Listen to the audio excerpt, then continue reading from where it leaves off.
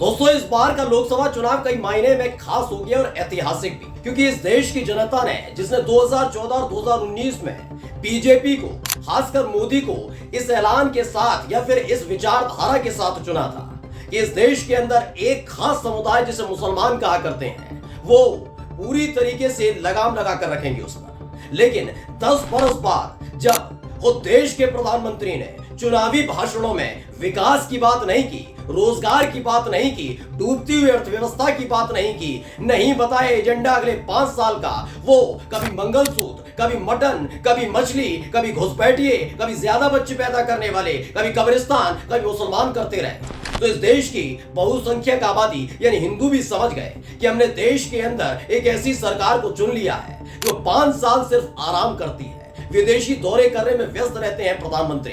लेकिन जैसे ही बात चुनावों की आती है, इस देश का हाकिम हिंदू मुसलमान करने पर उतर आता है। और उसी के साथ यानी दोनों 2014 और 2019 में जिस पार्टी को प्रचंड बहुमत दिया था, उसे 241 सीटों पर सिमटा दिया। जिसके बाद बीजेपी के साथ साथ उसके सहयोगी दलों ने अब मुसलमानों के लिए अपने सरकारी खजाने को खोल कर रख दिया है। नमस्कार, मैं हूं प्राजपल गौतम और आप देख रहे हैं हिंदुस्तान पोस्ट।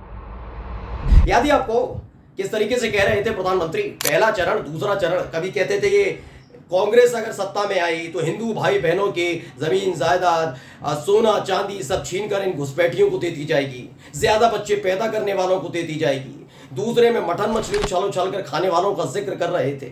फिर आगे बढ़ते चले गए और मंगलसूत्र छिनवाने तक की बात कह दी। लेकिन तीसरे चरण के बाद उन्हें एहसास हो गया था ये जो दाव चल रहे हैं ना हिंदू मुस्लिम वाला, जो गुजरात से सीख कर आए थे, वो काम नहीं करने जा रहा है। तो तीसरे चरण के मतदान के फौरन बाद ही उनकी भाषा शैली बदल गई थी। उन्होंने सीधे सीधे दावा किया जाने लगा उनकी तरफ से कि वो तो बचपन में जहां रहते थे वो चारों तरफ उनके मुसलमान रहते थे। ईद के दिन उनके घर पर खाना नहीं बनता था क्योंकि मुसलमान जो आबादी उनके आसपास रहती थी, पड़ोसी रहते थे, उनके यहाँ से खाना आता था। रूस और यूक्रेन के बीच युद्ध रुकवाने का दावा करने वाले तमाम उनके मंत्रियों के बीच मोदी जी ने आगे आकर कह दिया कि भाई इजराइल और गजा के बीच उन्होंने युद्ध रुकवाया। मुसलमान हितैषी हो गए थे प्रधानमंत्री नरेंद्र मोदी। लेकिन अब परिणाम आने के बाद देखिए, एक एक कर वही फैसले लिए जा रहे हैं जिनका विरोध मोदी, शाह, नड्डा, बीजेपी के तमाम नेता किया करते थे। यानी मुसलमानों के खिलाफ जो जहर उगलने का काम मंच से किया जा रहा था, अब सरकार और यूं कहा जाए परिणाम आने के बाद उनके सहयोगी दलों ने खजाना खोल दिया और जिसमें बीजेपी भी शामिल है। सबसे पहले खबर देखिए, न्यूज 24 ने छापी, क्या लिखा है। महाराष्ट्र सरकार ने वक्फ बोर्ड को 10 करोड़ रुपए का अनुदान देने का फैसला किया है। महाराष्ट्र सरकार का मतलब समझिएगा क्या। एकनाथ शिंदे शिवसेना, अजित पवार की एनसीपी और इन सब के बीच बीजेपी की मौजूदगी। बीजेपी यानी कि खुद देवेंद्र फडणवीस वहां पर डिप्टी सीएम है। ऐसे में क्या सवाल उठ रहा है कि देवेंद्र फडणवीस ने शाह के खिलाफ मोर्चा खोला, क्योंकि भाई शाहबाबू तो कह रहे थे हम भाई आरक्षण वाला खेल नहीं करने देंगे, जो मुसलमानों को आरक्षण जाता है वो असंवैधानिक है, हम पिछड़े, अति पिछड़े, एससी एसटी इनमें आरक्षण बांट देंगे, कह रहे थे नहीं कह रहे थे। और ऐसे में अब क्या किया जा रहा है, वक्फ बोर्ड के लिए महाराष्ट्र सरकार, बीजेपी की महाराष्ट्र सरकार 10 करोड़ रुपए का अनुदान देने का फैसला कर चुकी है। फैसले पर आरएसएस के बाद विश्व हिंदू परिषद ने नाराजगी जताई है। यानी एक तरफ उनका एजेंडा अलग है, आरएसएस का उनका एजेंडा अलग है, विश्व हिंदू परिषद का, और बीजेपी का एजेंडा क्या रहा है, उनको सत्ता में रहना है, मोदी जी को सत्ता में रखना है। वो समझ गए कि अगर मुस्लिम विरोधी नीति अपनाते रहेंगे तो उनके जो साथी बैठे हुए हैं ना, वो उनका साथ नहीं दे पाएंगे, छोड़ छोड़ कर भाग जाएंगे। ये वो दौर नहीं है जब आपकी 303 सीटें हुआ करती थी और आपको साथियों की, चाहे वो कोई भी आपके साथ एनडीए का घटक दल हो, उसकी जरूरत नहीं थी। अब आप बैसाखी वाली सरकार है, एक बैसाखी खिसकी ना लड़खड़ा जाएंगे और दूसरी हटी तो धड़ाम से गिर जाएंगे। इसलिए कह रहे हैं जिसका भला, जिसका कल्याण करना हो करते रहिए। वो तो चुनावी जुमले थे। सुनिए आगे क्या है। विश्व हिंदू परिषद ने कहा कि जो कांग्रेस की सरकार ने नहीं किया वो काम भी महायुति की सरकार कर रही है। अब देख लीजिए, ये एक्सपोज हो रहे हैं, ये एक्सपोज होते जा रहे हैं। बताया जा रहा है कि कांग्रेस की सरकार ने भी तुष्टीकरण नहीं किया था। तुष्टीकरण कौन करता है, केवल सत्ता के लालच में ये बीजेपी, मोदी, शाह, देवेंद्र फडणवीस, ये तमाम लोग जुटे हुए हैं क्योंकि इन्हें सिर्फ सत्ता चाहिए। ये समझ गए कि मुसलमानों ने इस बार इन्हें वोट नहीं दिया और वोट नहीं देने की नतीजा ये है कि ये पूर्ण बहुमत की सरकार नहीं बना पाए, हंग असेंबली हो गई।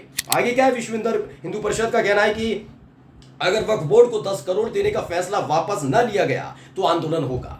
बता दें कि वित्त वर्ष 2024-2025 में डिजिटलाइजेशन के लिए राशि वक्फ बोर्ड को दी जाएगी।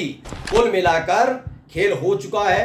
तमाम जो भाई इनको सत्ता चाहिए, कैसे भी इन्हें सत्ता में, ये सत्ता के लिए इतने ज्यादा प्यासे हो गए हैं, ये हर चीज कर रहे हैं। जिस चीज का आरोप ये कांग्रेस पर, समाजवादी पार्टी पर, ममता बनर्जी पर लगाते थे, वही काम अब ये खुद कर रहे हैं।